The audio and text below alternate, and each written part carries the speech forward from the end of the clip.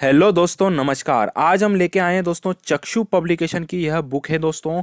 आप देख सकते हैं मध्य प्रदेश पुलिस आरक्षक के लिए बेस्ट आप कह सकते हैं, क्योंकि दोस्तों इसमें यह प्रैक्टिस सेट आपके 23 प्रैक्टिस सेट दे रखे हैं। 3 तो दोस्तों आपके सोल्ड पेपर यहाँ पर मिल जाएंगे और 20 पेपर दोस्तों यहाँ पर अलग से हैं, तो टोटल 23 पेपर आप देख सकते हैं। इसका लिंक हमने डिस्क्रिप्शन में दे दिया है। आप घर बैठे इसको मंगवा सकते हैं फ्लिपकार्ट, अमेजन या स्नैपडील से। आप इसको लगा के दोस्तों अपना आकलन कर सकते हैं अपनी तैयारी का कि किस प्रकार की आपकी तैयारी चल रही है।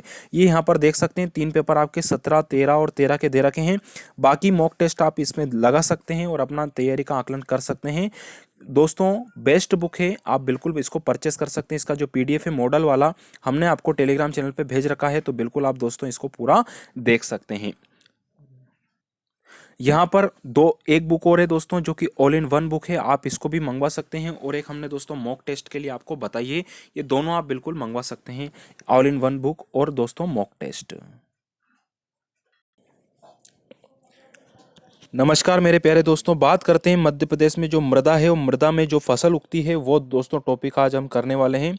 इससे एक क्वेश्चन दोस्तों आपका बना हुआ है, तो मैं आपको यहाँ बता दूं। सबसे पहले जो कपास है दोस्तों, कपास की जो खेती है याद रखना काली मिट्टी में होती है, और कपास को ही कपासी मिट्टी के नाम से भी जानते हैं। रेगुर मिट्टी काली मिट्टी को ही कहते हैं, ये आपको ध्यान रखना है, ठीक है।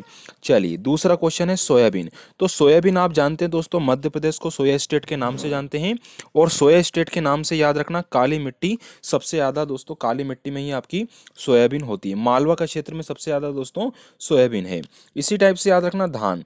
धान की मैं बात करूं तो दोस्तों ये बालाघाट में होती है।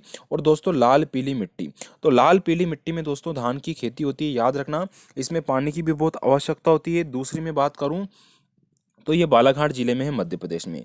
उसके बाद दोस्तों हमारा आता है गन्ना। गन्ना आप सभी जानते हैं नरसिंहपुर जिले के आसपास का क्षेत्र दोस्तों, है ना। गन्ना अनुसंधान केंद्र, और गन्ना सबसे ज़्यादा नरसिंहपुर में होता है। और दोस्तों आपको याद रखना है गन्ना सबसे ज़्यादा जो होता है ये लाल पीली मिट्टी में होता है। कौन सी मिट्टी में? लाल पीली मिट्टी में होता है। दोस्तों कॉफ़ी का क्वेश्चन यहाँ पर पूछा जा चुका है, याद रखना। कॉफ़ी जो होती है दोस्तों लेटेराइट मृदा में होती है। किस में होती है? लेटेराइट मृदा में दोस्तों कॉफ़ी का उत्पादन होता है, ये आपको याद रखना है, ठीक है। और अपने मध्य प्रदेश की मैं बात करूं तो दोस्तों बैतूल जिले में कॉफी का उत्पादन होता है, कुकड़ू नामक स्थान पर। अगला है चाय। चाय दोस्तों याद रखना ये भी लेटेराइट मिट्टी में ही होती है। तो चाय कॉफी दोस्तों लेट हो जाते हैं, किस चक्कर में? चाय कॉफी पीने के चक्कर में, ठीक है। अगला है सरसों।